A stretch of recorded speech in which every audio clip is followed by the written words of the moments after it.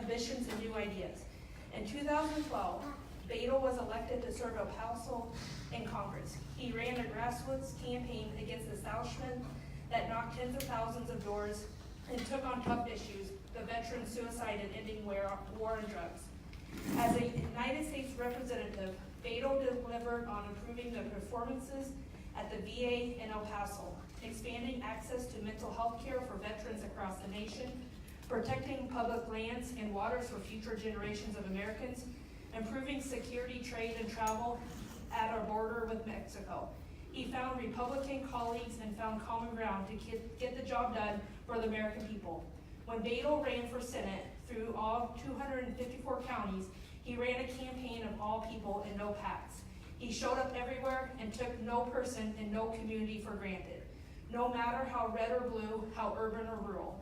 At the end of the day, Beto helped create real change in Texas. And a state ranked 50th in voter turnout. Young voter turnout went up nearly 500%.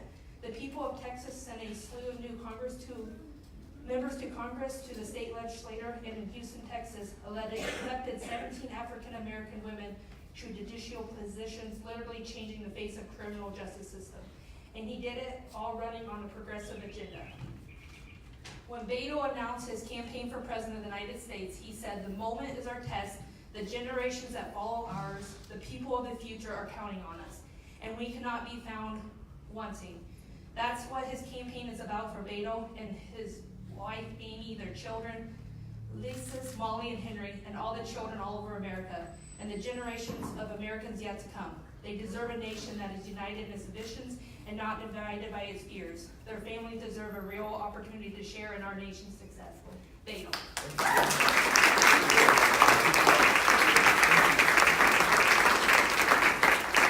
Tiffany, thank you very much for inviting us, bringing us together, and for the introduction here today. And to each of you for taking some time out of your Sunday afternoon to welcome a stranger from far west Texas, and make sure that I have a chance to hear what is on your minds, answer your questions, as well as introduce myself. And Tiffany did such a good job on the introduction. There's not a whole bunch that I need to add about me for you to understand the basics about our life, except that I want to expand a little bit on those kids. Ulysses, who's 12, Molly, who's 10, Henry, who's 8 years old. Amy sent me some pictures this morning. They all just ran this 5K race in the upper valley of El Paso, Texas, along the Rio Grande River. All of them finished it and are alive and well. And they're just enjoying a rare Sunday where we don't have a bunch of basketball games and baseball games and soccer games and performances, and can just enjoy some downtime. Beautiful day there in West Texas, just like it's a beautiful day here in Iowa. We started out a little bit southwest of here in Shenandoah. Just an extraordinary, glorious morning. Feel so lucky to be alive and to be in this fight with all of you. And what do I mean by that? I do not presume that anyone here is going to support me necessarily in the caucuses. I sure would love to earn that over time, but I'm here to introduce myself, and I understand, and I would assume perhaps based on some of the t-shirts that some of us are wearing, that others will support the current president. What I'm talking about is all of us as Americans, regardless of the divisions of party or geography, this West Texan says to my fellow Americans here in Iowa, or faith, or sexual orientation, or how many generations you can count your family an American, or whether you just got here last week. What matters more than anything else at this moment is that we are Americans first, with the greatest set of challenges before us that will require this divided country to come together if we are going to meet them and overcome them. Go America. And that's the spirit that I hope to bring to this campaign, because it's the spirit that I find everywhere across this country. We've been, over the last 5 weeks, in 14 different states. When I ran for United States Senate in Texas, I visited every one of the 254 counties. And folks never really identified themselves by party or religion or race or really any other difference. They just wanted to know how we were going to make things better. Tiffany mentioned veterans. I served for 6 years on the House Veterans Affairs Committee. because I was so moved and inspired by veterans who put their lives on the line for this country, were literally willing to risk and lose them for all of us, and came back to a country that was ill prepared to deliver its end of the bargain. Wait times to see a mental health care provider for veterans that stretched not hours, not days, but months and years. Too many veterans unable to get in and get care. When I was elected to Congress, we had the longest wait times in the United States of America for a veteran to see a mental health care provider. And care delayed functionally became care denied. And we saw some really tragic outcomes. That denial of care is not unconnected to the very high rate of veteran suicide that we see in this country today. Of the 20 veterans a day who take their own lives, 16 of those 20 were unable, or for whatever reason unwilling, maybe because of the wait times, to go get an appointment with a healthcare provider who could literally save their lives. So, though I was in the minority, a Democrat in a Republican-controlled institution, though I was a freshman, we made this our focus and our business to turn around the VA in El Paso. We went from 68 full-time mental health care staff in the El Paso VA to today we have nearly 120. Wait times are down, appointments are up. We're improving and saving lives in the process. We're not done yet. We will not be happy until we have the best performing VA in the country. And that every VA in the country has wait times that are not hours, but minutes for those who risk their lives for the rest of us. That's not a Republican or a Democratic value. That is an American value. And as Tiffany also mentioned, we were able to expand mental health care access for veterans across this country, not just in El Paso, Texas, but in other parts of our state, in Iowa as well, and the other parts of America that veterans have come home to.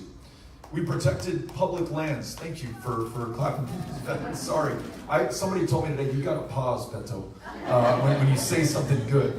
So I'll try to pause in the hopes that it was good. We've got to find those things that bring us together. There's no one here, I believe, in this room who thinks that our current system of healthcare is the right one for this country. It's not if you cannot afford medications, if your premiums have gone through the roof, if your deductible is too big to bridge, or if you have no health care at all. Explain to me how the wealthiest, the most powerful country on the face of the planet sees people dying of diabetes in the year 2019, or of the flu, or of curable cancers. We do not lack for resources, or medical technology, or innovation, just the political will and the ability to bridge the divides between us right now. I'm confident that those who have employer-sponsored private insurance and like it because it works for them and their families should be able to keep it. I'm also confident that this country can afford to enroll the tens of millions of our fellow Americans who have no insurance at all into Medicare, one of the most effective, successful systems we have, and those who have insufficient insurance. They have coverage, but they don't have the money in their checking account to pay for the copay to afford their prescription medications. I believe that they should be able to choose Medicare if they so wish. This is a program that we are calling Medicare for America. I hope that it provides some common ground for us to come together to ensure that every single one of us is well enough to live to our full potential, well enough to go to school the next day, work a job, pay our fair share of the taxes, shoulder our fair share of the burden, raise our families, do whatever it is that we were put on this planet to do in the first place. I know that we can find a way to do that together. Let's pause, clap. Immigration. How much will it cost, this Medicare for all? I'd be happy to, and I'm not talking about Medicare for all, Medicare for America. Would be happy to talk about that. I'll give you the microphone after I finish. Don't need microphones. Okay, if you'd rather interrupt me, I will do my best to respond respectfully. We're looking at a cost of between $2 to $3 trillion. It's a lot of money. I'll tell you what's even more money. Right now, one of the largest providers of mental health care services in the United States of America is the county jail system in the United States of America. To keep someone locked up who gets arrested on purpose because their schizophrenia or bipolar disorder or clinical depression will otherwise go untreated costs $110 a night.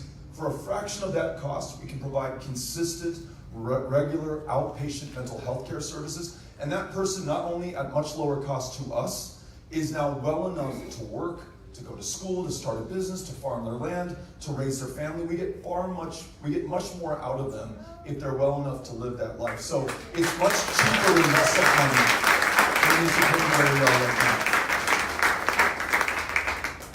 On our system of immigration, if we think about the composition of this country, there are some of us who can trace our family tree back 10,000 years ago to those who crossed the Bering Strait and ultimately populated what we now call Iowa.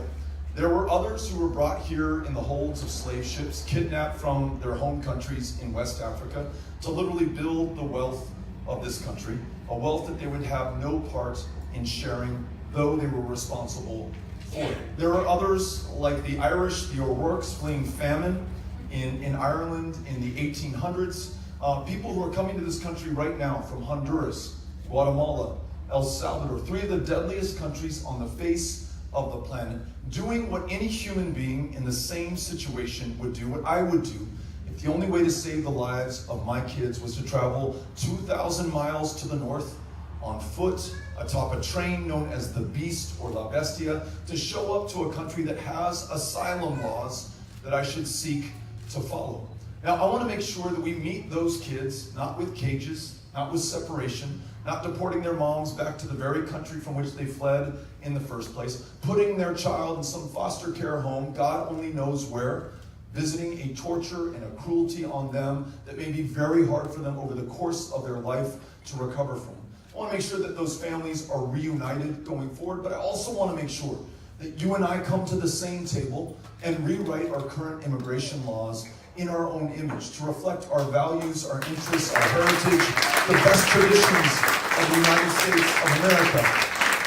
And we can do that. And I do not propose that Democrats do that or that Republicans do that. I just think that Americans should be able to do that together. We all understand that when we ask somebody to get into the back of the line and to do this the right way, to join their family here in the United States of America, or to work a job that no one else born in this community is willing to take, that line stretches 20 or 25 years back right now. If we raise the visa caps so that people could lawfully, orderly get in that line and expect to be with their families, or to work this job, or to attend a university, or to contribute to the continued greatness of this country, we would have an immigration system that actually worked. If we freed dreamers, more than 1 million young people who know no other country but this one, speak no other language but English, free them from any fear of deportation going forward by making them U.S. citizens, they're going to contribute even more to our shared success going forward. That is something that we can do better. I will agree with those of you who would argue that this economy is doing very well. It is, but it's doing very well for very few of our fellow Americans. The very wealthiest just got a tremendous tax cut, totaling $2 trillion for the wealthiest and corporations at a time of historic wealth and income inequality, not seen since the last Gilded Age of more than 100 years ago. Tax cuts to corporations who are sitting on record piles of cash and already receive government largesse at the local, state, and federal level. At a time that we have $4 trillion in unmet infrastructure needs, millions unable to get health care, school teachers working 2 and 3 jobs just to make ends meet, at a time of $22 trillion in debt and $1 trillion annual in deficit spending. What's the answer to this? I want to make sure that not only do we roll back the worst, the most egregious of those tax cuts for the wealthiest and for corporations, I also want to make sure that we invest in people. Those school teachers, so that they only have one job because we pay them a living wage, a minimum wage that is $15 an hour before, so that no American has to work more in one job. Paid family leave so you can take time off to take care of your dad or your daughter or yourself and not lose your job or your income, and to make sure that women are paid and treated equal to the way that men are treated and paid. Right now, women in this country on average are paid 80 cents on the dollar for what a man makes. African American women are paid 61 cents on the dollar for what a white man makes. Latino women are paid 53 cents on the dollar for what a white man makes. So if we end discrimination in the workplace and finally ratify the Equal Rights Amendment, so there's no question about the equal treatment of women, we're going to get so much more out of our fellow Americans and so much more for this economy, then it will really be working for everybody. Right, Tom? And then my last point, and then I promise I'll turn the microphone over to you. My last point, the biggest challenge that we face, really that the youngest people in this room are going to face more than I am or anybody else. And that's the fact that this planet has already warmed 1 degree Celsius just since 1980 over pre-industrial revolution levels. What does that mean? That is such an abstraction in some sense.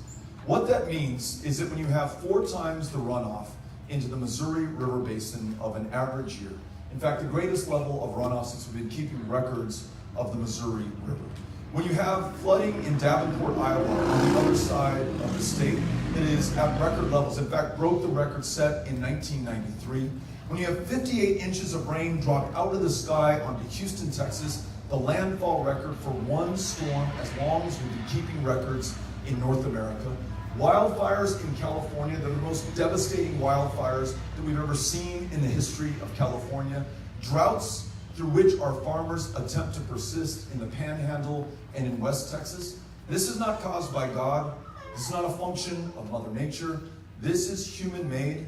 Our own excesses, our own emission, our own inaction in the face of the facts and the science and the truth has produced this devastation, this suffering, and this loss of life. And I'll tell you, the trajectory that we are on today, our dependence on fossil fuels, the way that we warm this planet with our emissions of greenhouse gases, we are on track to warm not just another degree, but 3 or 4 degrees. And the devastation that we will see going forward for our kids and for our grandkids will pale in comparison to what we are seeing today. If you're worried about 400,000 apprehensions on the US-Mexico border last year, that is nothing compared to what we will see when some countries in the Western Hemisphere can no longer support human life. And that is exactly the direction in which we're headed, unless we use the 10 years that scientists say that we have left to change course, to follow Iowa's lead, to make sure that we transition off of fossil fuels,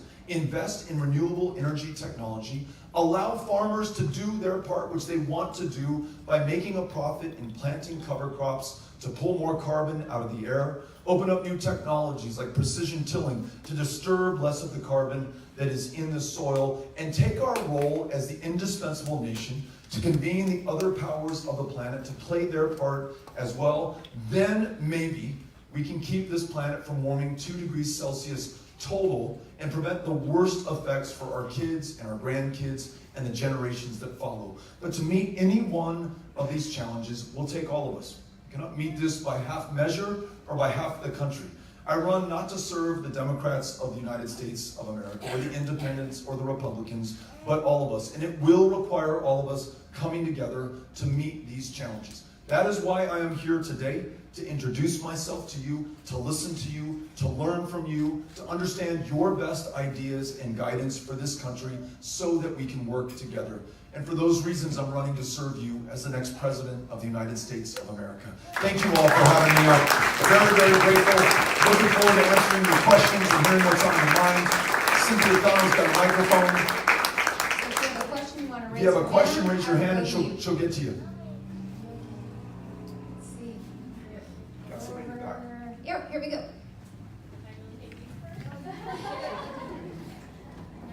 Anyway, so nice to meet you. So I'm an MST survivor.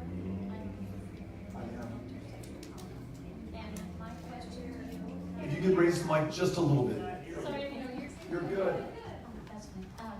I'm the daughter of 2 veterans. My dad a Vietnam veteran. I'm the mother of 2 brave military members. So it's important to me, and for those of you that don't understand, there's a bill that has not passed again and again. It's called Military Justice Improvement Act. I don't know if you're familiar with our conference. But what it does is it takes the convening authority away from the commanders and puts it in the hands of the staff judge advocate, lawyers, and judges where it belongs. We're losing 22 veterans a day to suicide, and many of those are MST survivors. So my question to you, obviously, is will you support the Military Justice Improvement Act and also help prevent suicides of those that have suffered from the retaliation and the lack of effort on the part of the military? Thank you. Oh, thank you for asking the question, also having the courage to share your story, to help make the point and bring us all in and put a human face to this challenge, and also for your family's legacy of service. You mentioned your parents, your children, yourself. Thank you for what you represent to this country. Yes, I agree with the bill in question.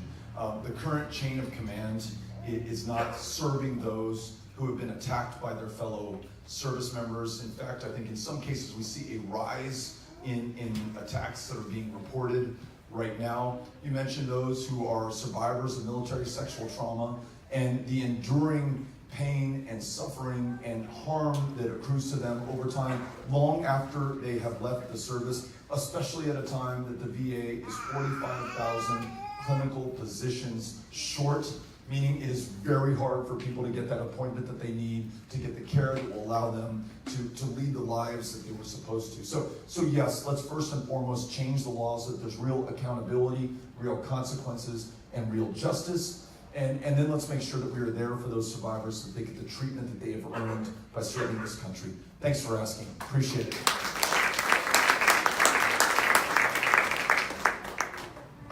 First of all, welcome to the pork and corn capital of the world.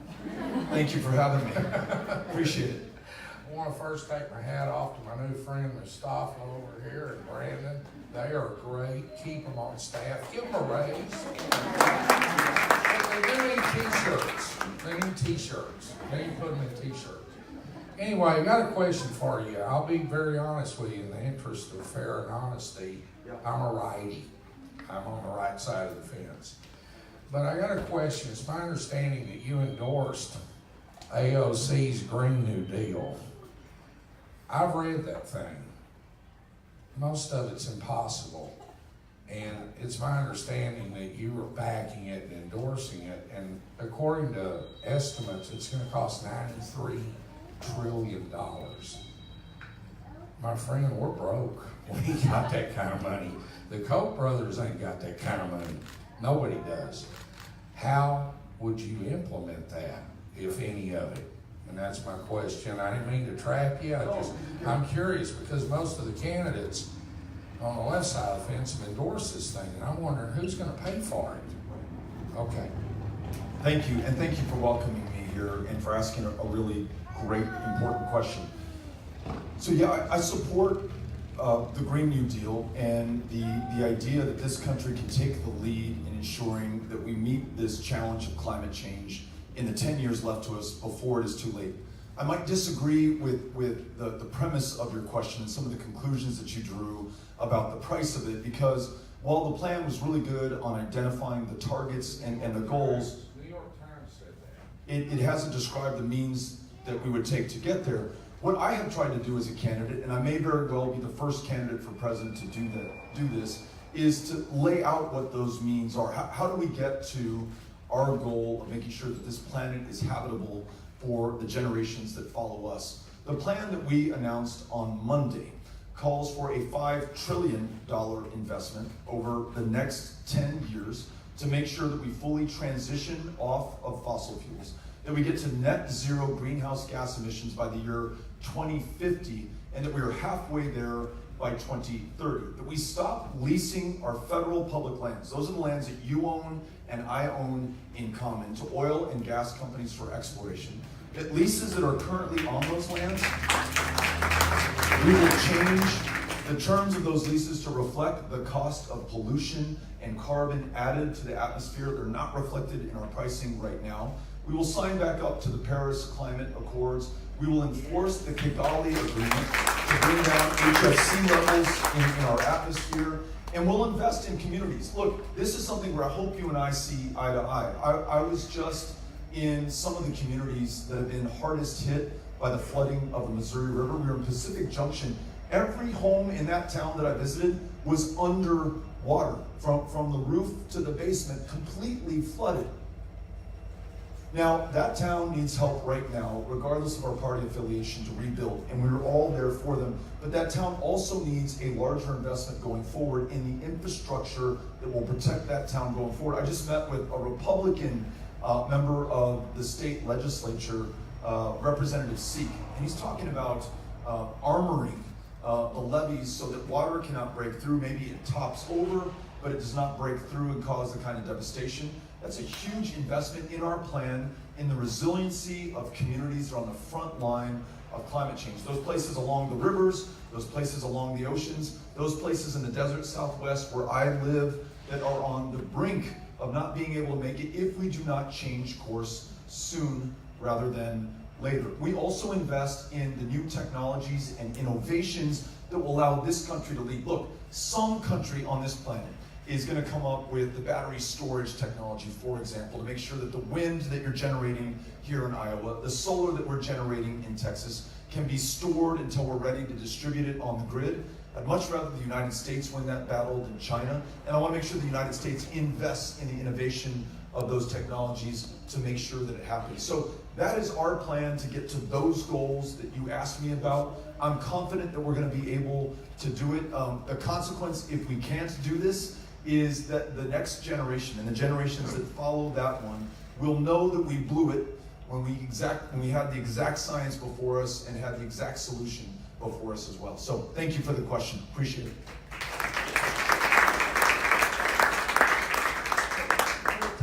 That's right. Congressman, thank you for coming. My name is Marcia Fulton, and my question has to do, there are an awful lot of good candidates. I could not be more pleased if we just could grab them all and put them in places that need good candidates. What breaks you out of the pack? What do you bring to it that I should support you? So, more than 20 years ago, I moved back to Texas, started a small technology firm, creating high-value, high-wage, high-skilled jobs in one of the poorest urban counties in the United States of America. Not as a do-gooder, but because I had an entrepreneurial spirit. I knew there was extraordinary talent in El Paso, and I wanted to make sure that we could serve our customers and clients. So I know what it's like to create jobs. I know what it's like to meet a payroll week in, week out, to always be on the clock and always to be hustling to deliver. I know what it's like to be a small business owner. I also live on the US-Mexico border at a moment that the country's focus is trained on the US-Mexico border. I can tell a powerful, positive story of immigration, living in, raising my children in, and having represented a community of immigrants that happens to be one of, if not the safest cities in the United States of America. A quarter of those with whom I live were born in another country. I would argue their very presence makes us safe, makes us strong, makes us successful. And I think that message needs to be one that the country hears right now. I just ran a race for the United States Senate, and though we came up a little bit short, we lost by 2.6%, won more votes than any Democrat in the history of the state of Texas. Young voter turnout, so key in this next election, up 500%. We won independents for the first time in a decade in Texas, and 500,000 Republicans who voted for Greg Abbott, a conservative Tea Party, Trump-like governor of ours, voted for him and voted for me on the same ballot without my having to trim my sails or diminish the courage of my convictions or be anyone other than who I am. So I think I can compete everywhere, listen to everyone, try to bring everyone in. And the kicker is that my mother, a lifelong Republican, voted for me in that race. So I know that if I can get her, maybe I can get others. So those are some things that I hope I can bring to this campaign right now. But I will agree, you're absolutely right. We have the most extraordinary field of candidates this party, maybe this country, has ever seen. We would be lucky if any of them were to be our nominee. And I hope that we are all, or most of us here, are willing to get behind whoever that nominee is to make sure they're successful, not just against President Trump in November, but for this country in January of 2021. So, thank you. Mustafa. So, climate change, fiscal things, these are all things that must play out in Congress before they even reach the desk of the presidency. And one of the things that's important to me as a voter is when you become president, we're going to speak positive here, when you become president, one of the things that I've seen in the past several administrations is a failure to adequately address some social justice issues without either ignoring them or completely saying the wrong thing at the wrong time. Or saying the wrong thing, period. And my question to you is, if you should win the presidency, what do you feel is the appropriate response when we're faced with another racially charged police shooting or another social justice issue that grips this country? Because of the distractions from the administration that is currently in office, we have moved sharply away from the issues that we need to address as a society. And after the next election, these are going to come back to the forefront of our communities. How would you handle that? Thank you for asking the question. I think it begins by treating one another with the most profound respect we can possibly muster. We sometimes lose sight, maybe owing to our own success, of just how extraordinary and unique the United States of America is. This is a country founded not by race or ethnicity or common genealogy, as so many other nations are. We're founded on an idea and a principle that we're all created equal, and that we should have equal opportunity to be successful or choose our leaders or run to become our leaders. I love that. I'm so proud of it. And yet it's under attack unlike any other time in my lifetime, maybe going back to the mid-19th century. You've seen hate crimes in this country up every single one of the last 3 years.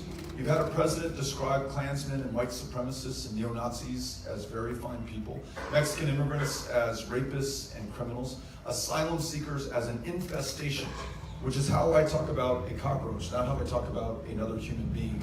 And those words do not just offend our sensibilities, they also lead to actions and practices and policies that will define all of us in this country. You don't start putting kids in cages until you use language like that. You don't burn down the mosque in Victoria, Texas, until you have a president who campaigned on banning all Muslims from entering this country. And on the very day that mosque was burned down, he signed an executive order attempting to limit or stop Muslim travel to the United States of America. So not only must we show respect regardless of our differences on race or religion or sexual orientation, but also partisanship. No me importa. I do not care who you voted for last time, or even who you're going to vote for next time, or whether you can even vote because of your immigration status, or because you have a prior conviction, or for some other reason. That you're my fellow American is all that matters to me. When we treat each other with that basic dignity and courtesy and respect, I'm confident we are going to get so much more out of one another. But you asked another question, and that is how we deal with some of the underlying issues of social injustice in this country. And I mentioned that some of us can trace our lineage back to those who were brought here in bondage to build this country. The legacy of slavery is alive and well today in the United States of America. The legacy of segregation, of Jim Crow, of suppression. My state was 50th in voter turnout, not because we like our democracy less than you do, but because literally people of color were drawn out of congressional districts. And it's not me saying this, the courts found this to be true. To diminish the power of their vote and the likelihood that their voice would ever be heard. How do we meet that challenge? A new Voting Rights Act that ensures that every single vote will count, that members of Congress do not choose their voters, it becomes the other way around. Citizen-led redistricting commissions where people like me, politicians and office holders, are not allowed in the room. Same-day voter registration, automatic voter registration. This can begin to fix our democracy, as well as getting big money political action committees completely out of the system. And that's why we don't take that money. But a criminal justice system that has produced, and you may or may not know this, I just saw the number the last couple of days, 2.3 million people right now behind bars. We imprison more of our own in this country than does any other country on the face of the planet. That is so at odds with how I think of this country, which cherishes liberty and freedom, and yet we're locking up our own, and they are disproportionately comprised of people of color, the prisons and jails across this country. If we're honest with ourselves, we'll acknowledge that we've been criminalizing communities of color ever since the end of Reconstruction. And this war on drugs has become a war on people, is just the latest iteration of it. So yes, end the war on drugs. Yes, end the prohibition on marijuana. Yes, expunge the arrest records for those caught with possession of something that is legal in more than half the states in the country. Something that I've met veterans who say, I don't want to be prescribed an opioid, I would love to be prescribed medicinal cannabis if it were only legal in my state, because I will not become addicted to it. But let's also look at the fact that in a kindergarten classroom, a child of color is 5 times as likely to be disciplined or suspended or expelled as a white kid, that there's 10 times the wealth in white America than there is in black America today, that we have a maternal mortality crisis that is 3 times as deadly for women of color, and a discrepancy in infant mortality that is greater today between white and black America in 2019 than it was in 1850. So we cannot limit this just to criminal justice. This is foundational and structural in our country right now. But talking about this, at least having the conversation that you just started, is the first step in doing the important work of repair and ensuring that we don't visit this same injustice on the generations that follow. So thank you for asking the question. Appreciate that. Welcome to Southwest Iowa. Right up the road, Henry A. Wallace was born, and he was the vice president under FDR, Secretary of Ag. Yeah. And so many of us here, I was a teacher, but my living depends on the health and well-being of our ag system. And I wondered what you think about ag programs and what you're, right now, I think farmers are incentivized to plant fence row to fence row. We used to have set aside, I think that's all gone. So what's your plan for agriculture? Yeah, thank you. The plan comes from farmers and ranchers and producers and growers who feed and clothe not just the people of Iowa or the people of the United States, but so much of the rest of the world right now. In your state, in my state of Texas, and many others in this country. And you're right, what I'm hearing from them is that all they ask is to make a profit, doing what they love, doing what they will never become rich in doing something they want to be able to hand down to their daughters and their sons if they're willing to do the work. But right now, the incentives are structured such that they're going to cultivate every square inch under their ownership, because the only way that they can hope to make a profit at a time that so many are underwater in debt, and now literally underwater. We just saw the lakes on some of these farms outside of Beaver Junction. So they need help, and the best mechanism through which we can provide that is a farm bill that will provide them the ability to make a profit, planting cover crop, I mentioned earlier as part of our climate plan, but also in not cultivating their land and leaving it in conservation allotments. It was a program that we used to be really strong on in the United States, but that conservation budget has been depleted every single year, rated like a piggy bank to pay for other programs. We also need to make sure that quality of life is strong in rural America. Half of rural Texas cannot get on the internet reliably.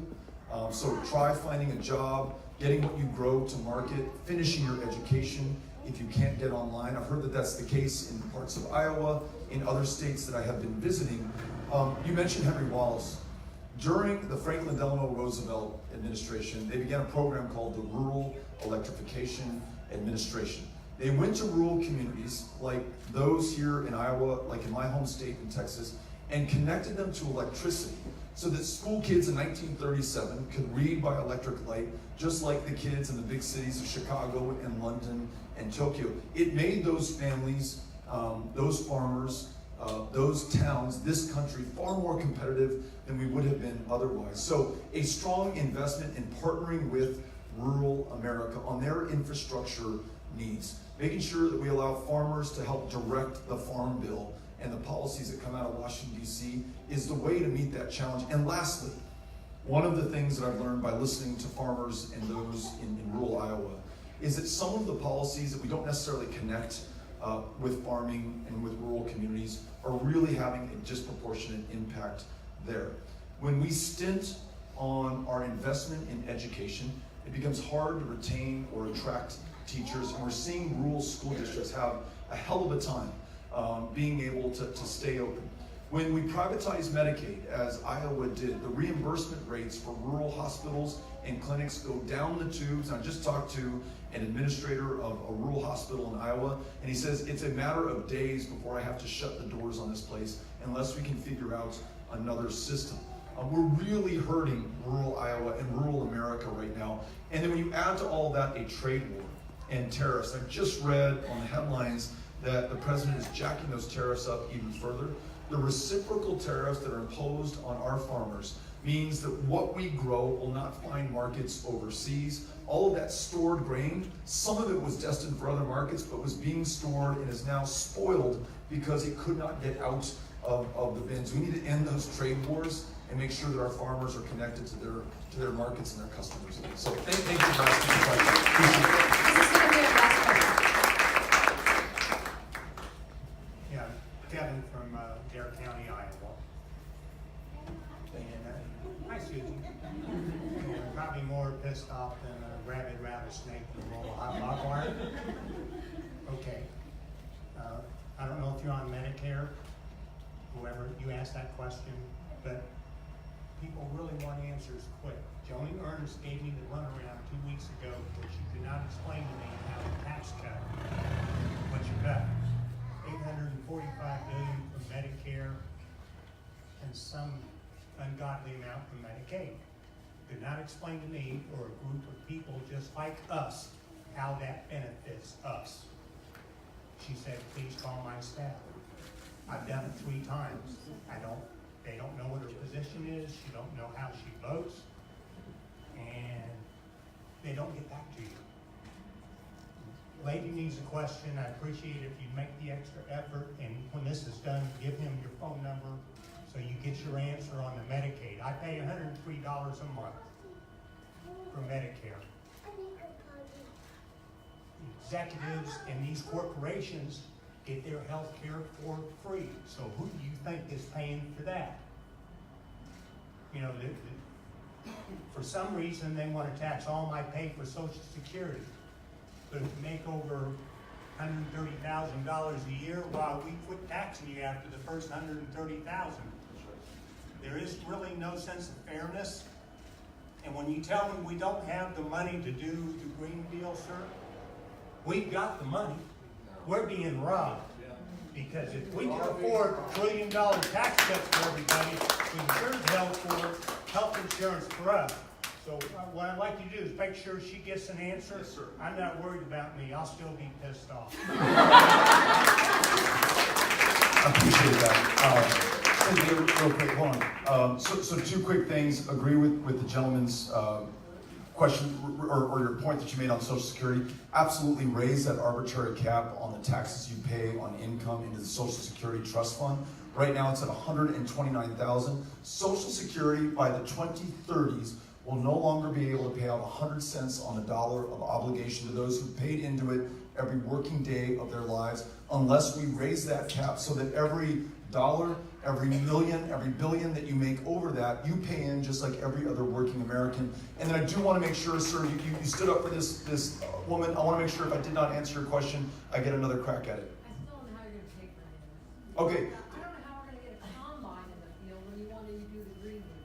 How are our farmers gonna get crops in and out? The question is, two questions. She asked, how are you going to pay for all this? And number 2, how are we going to be able to afford a combine? How are we going to be able to get crops out of the ground if we're paying all this in? Combines run on fossil fuel. Right. That's my thing. Do they have to going forward? I don't know. Do they? Yeah. I don't know the electric ones. Yeah, I'm just saying, I hear you. And just to be clear, I talked about 2050.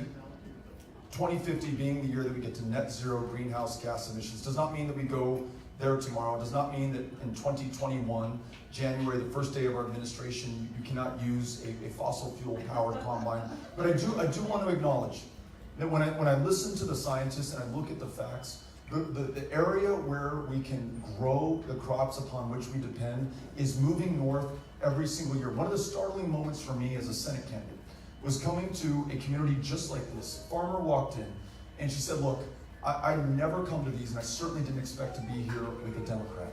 But I'm missing my son's basketball game today because what my grandparents planted and grew, what my parents planted and grew, I'm planting and it is not growing anymore. She said, climate change is here. If we do not take bold action now, we will not be able to farm this land in the next generations that follow ours. So I do want to work with you, and I want to acknowledge that it might not be easy, and I want to acknowledge that we're going to have to include your ideas, your best solutions for how we make these transitions. And yes, I want you to continue to be able to farm that land, to be successful. We're counting on you. We're counting on each other right now. In terms of how we pay for all this stuff, the gentleman mentioned the $2 trillion in tax cuts, the $22 trillion in debt that we've accrued from tax cuts in the George W. Bush administration, from wars that we're fighting in our 28th year in Iraq through 6 successive presidential administrations, our 18th year in Afghanistan. We are deployed tonight in Syria, in Somalia, in Yemen, in Libya as well. Those wars have added trillions of dollars to the national debt. The service on that debt is going to cloud out any ability to do anything else that we want to do. So it's a matter of priorities. If we decide that we're going to bring those service members home to their own communities, to this country, if we're going to roll back the worst of those tax cuts, if we're going to invest in people and communities, we will have the resources to ensure that everybody can see a doctor, that we can make this transition to a fossil fuel, from a fossil fuel economy to a renewable energy economy. I'm confident that we can do it, but it's going to take all of us coming together to make it happen. So thank you for your question. Hello, sir. Thanks for coming and visiting us here in beautiful southwestern Iowa. And I just have 2 quick questions and just a yes or no, just a yes or a no. The first question is, if it were not for global warming, wouldn't we still be in an ice age? Yes or no? All I can tell you is that we are warming the planet right now, and it is going to kill us ultimately unless we change course. And second question, the yes or no. You've cited these experts 2 different times here today that we've got 10, 12, 13 years. If we don't do something, we're going to start vaporizing or whatever. But my question is, were those people here with us last winter when the polar vortex came through and it was 28 below zero and record snowfall? So that's okay. Listen, my understanding, and I will admit this in front of everybody, I'm not a scientist, but I listen to the scientists and I believe the science. That polar vortex was caused by global warming. As we melt the ice sheets and the Arctic, it pushes weather patterns that belong up there down here. We had some of the greatest snowpack we've ever seen. I mentioned the runoff in the Missouri River Basin. You tell that to the people of Pacific Junction, whether it's okay that town, which has never flooded since it has been an incorporated city, that all of their houses are underwater right now. This stuff cannot be a coincidence. That we are seeing record-breaking floods and storms and fires and droughts, not just in America, but all over the world. And it's not just an inconvenience. We're losing the lives of our fellow Americans and our fellow human beings in the process. And if we care about these little kiddos in the room, we're going to do everything within our power together, bringing this country together. So, thank you. Tiffany, thank you for helping to organize this here today. We are very, very grateful that you would do this. We appreciate each one of you for coming out here today, for asking the questions, and for being with us. We are very grateful. Gracias.